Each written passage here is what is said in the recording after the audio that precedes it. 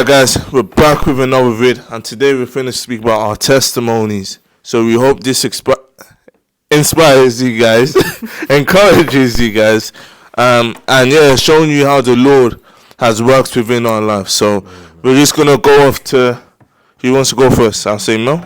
Alright, cool, I'll go first. When I came to Christ, started in year 12, where I wanted to do medicine in year 12, and I just wanted to enlighten my CV, enlighten my personal statement.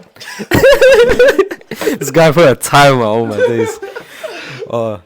So I wanted to enlighten my personal statement because like UCAS was approaching, and I was like, okay, let me just volunteer in this local church, and let me get in contact with like the leader and see if I can become youth leader and just enlighten my CV from that, enlighten my personal statement from that. I call up the assistant minister of the church, and then he's like, yeah, okay, we can make this happen, but I gotta disciple you. So I'm just like, when he said discipleship, I was just like, no man, that's so long, man, I don't want to do discipleship. It's just like so boring, man. And then I was just like, okay, you know what, let's just go for it, innit? Because I want to become a youth leader. I'll do what it takes to enlighten my personal statement. So we start off with the first meeting, and it's that one verse we went through together on that first session. It's in Romans, talking about how we can't conform to the world, but be transformed in the renewal of your mind. That's in Romans. Romans 12 verse 2. Romans 12 verse 2. And that literally changed it all for me. Like the way I viewed the world, the things that I was doing in secondary school, conforming to the crowds, being a sheep to the crowds and just following them. Christ calls us to be different. And so that literally changed it for me. So from there, I took Christ seriously, and I just devoted all to God from there. So man, that's how. Amen, bro. Yeah. Preach. One thing I got from Mo's testimony just there, that he wanted to be given the youth leader title, but before he was given it, he had to serve.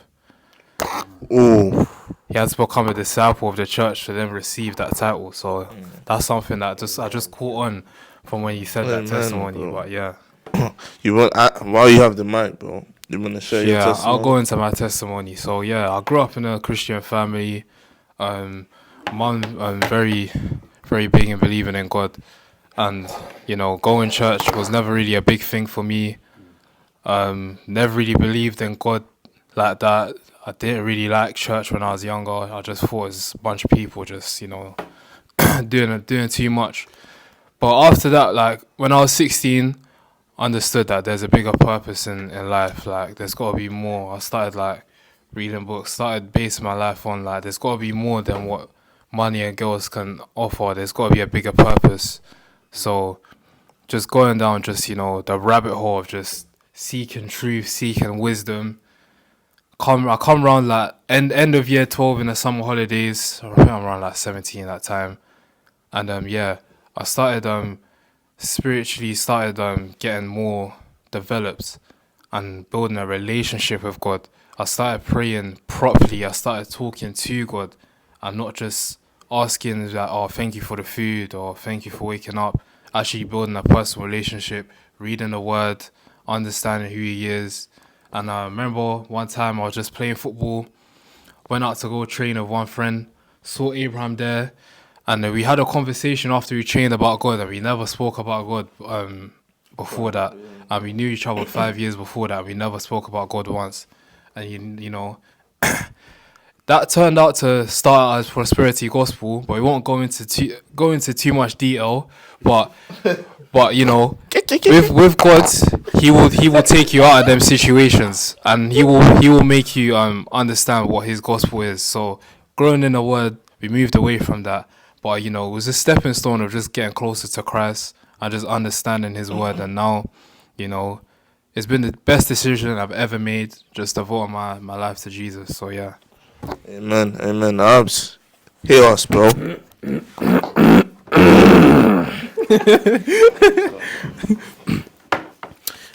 My life with Christ, how I came to Christ. I'm giving bare testimonies recently, bro. But yeah, let's just do it, man. Yeah. So, how did it start? I started like obviously grew up in a Christian church, Christian home, so my mum would take me to church innit? But that's not enough at all. I think the personal decision started definitely in lockdown because everyone was isolated, like just thinking a lot, like what's actually going on, like why am I playing football, like, and then yeah, like I met NS, started reading my Bible more. But even after that, I don't feel like my life was with Christ. I feel like I was just doing. Obviously, my life was with Christ, innit? But I feel like I was just doing things. Your motivation was wrong. Yeah, my motivation was because I wanted a pro contract. I wanted to be the best footballer of all time. And if God was gonna help me, if this was like a shortcut, I was like, say no more, let's do it. But just like reading the Bible and like understanding the verses, like it's far from that. I've realized, and God, He calls you, and He says He'll give you the desires of your heart, but He'll actually change them. Like He's changing my desires. Like I want to do things for Him now, not for myself. Like when I'm on the pitch, I'm doing it for His glory. His glory. It's not for myself. Audience of one. And yeah, that's how it's been since then. I think the transition though from the selfishness to how I am now, the big part was Mel, NS. Obviously, I didn't really know ants like that, innit? But I knew him, but it wasn't. Just kickball, innit? That's Yeah. it. His pastor really helped as well. This Mark guy. This one sermon he was chatting about like what a real Christian goes through, and he was just like shaming all the prosperity gospel people. He speak about like if your life is with Christ, then you have a nice life. A life with Christ is not a nice life. There's a lot of battles. There's a lot of Suffering, you've got to absolutely deny yourself from everything that you want. So, life of a Christian, discipline.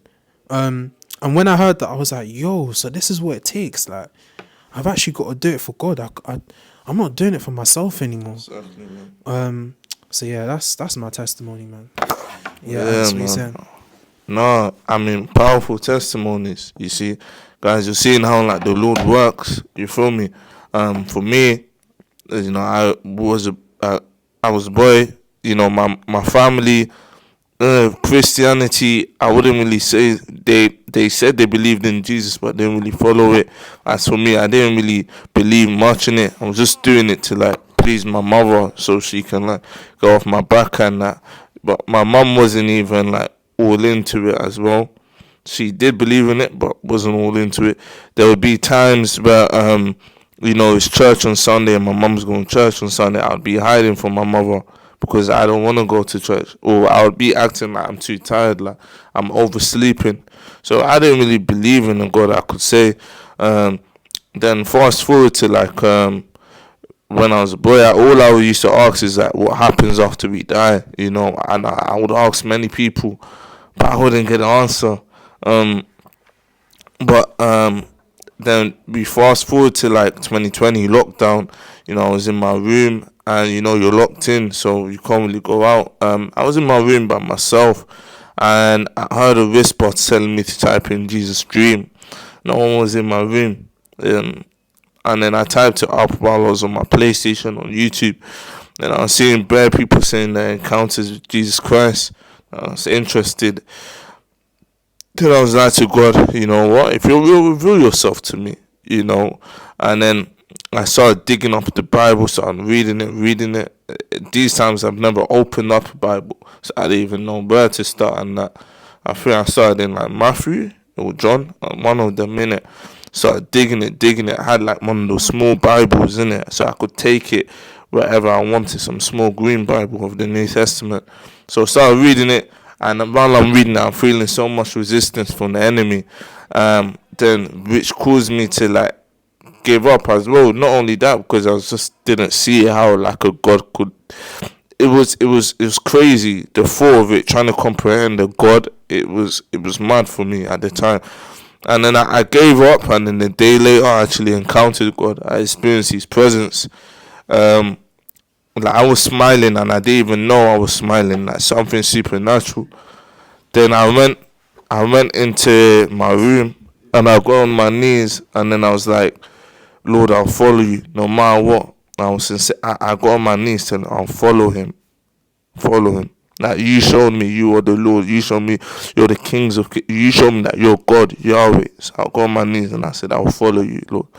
But yeah, that's what I said. But anyway, guys, that's our testimonies. I hope you guys enjoy that.